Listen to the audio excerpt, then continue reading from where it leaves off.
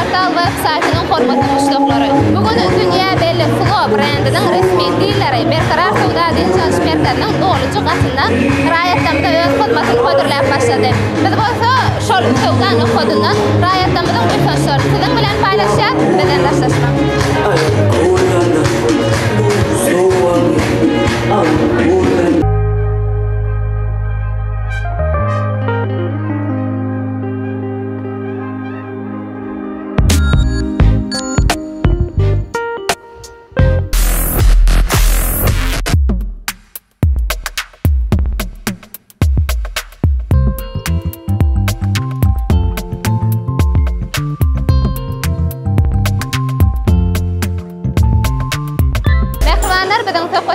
Bugün Türkmenistan diyarımızda Dünya Belli brendlerin ilkinci olup resmi dillerini halkımıza ködürleyen Asman Hocalık Cemiyeti'nin müdürü Hacı Şadilem. Hacı, yurdumuzda Dünya Belli brendlerin ilkincilen hatarını resmi dillerlerini açmak nähil duygu ve dörödiyasızdı? İlki bilen Aynavat Türkmen Portal maşgaralıklar hoş geldiniz.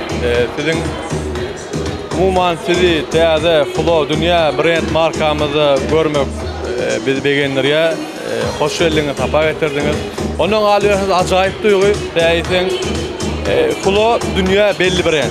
Yani Flo'nun öz köküşü çıkaranok göre hem markaları toplatacaklar. Mesela için içinde Polo, US Polo, Puma, Nike, Stickers, Kinetics, Polaris, Nine West, İncial markaların toplum bir marketi Flo köküşü.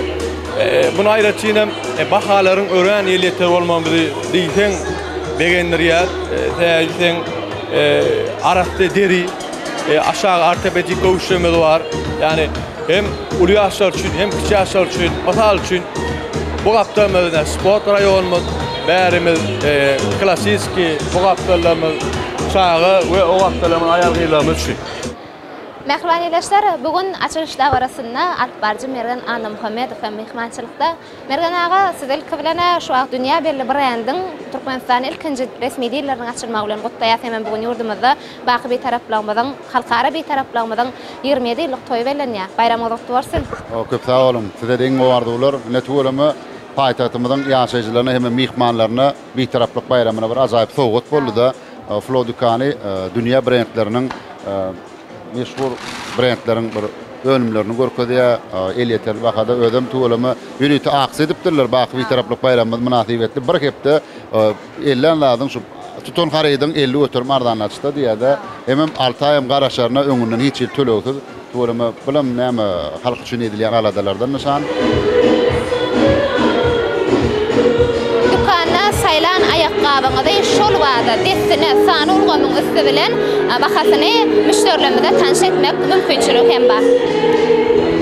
Mehribanlar, bugün Flo dükanyna körpeje müşterilerim var. Jym adyň näme? Sayım. Sayım köşallyňmy? Ýok, indi alamdyk. Inalja golýan. Kim bilen gelýän dükana? Ejem, kakam, jiwlerim. Şeýlemi? Bugün özüňe köşalmana gelýänmi jigileňe? Köýne almaň oýluk men jiwimi. Şeýlemi? Ha, ýöne köş görmek üçin bärik sagolňar. Awa. Ha. Köş ararsyňmy ýöne? Näkil köş alasyň gelýär? Bilemek. Krasovkamy? Bilemek, ejemden soraýyn. Ejemden soraýyn? Ha, onda täzece köş edin gitgin bolýam hökman bu ýerde. Bolýan.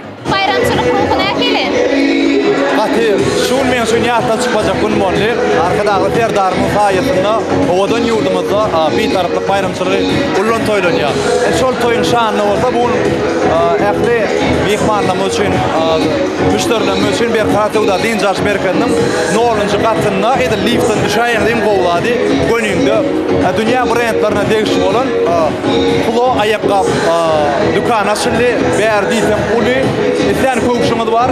Küçük çağalardan ulu yaştaki adamlar için isyan köküşümü saylap battı diyemez. Ben şu an özmek isyan köküş aldım. Yamal betiştin mi? Sınal betiştim o. Dına. Yor sana dert verin var. Ona biz seni hemen dükkanı açış.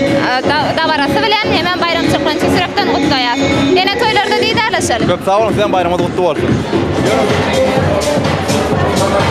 Dünya belli markaların ehmesi bilen bir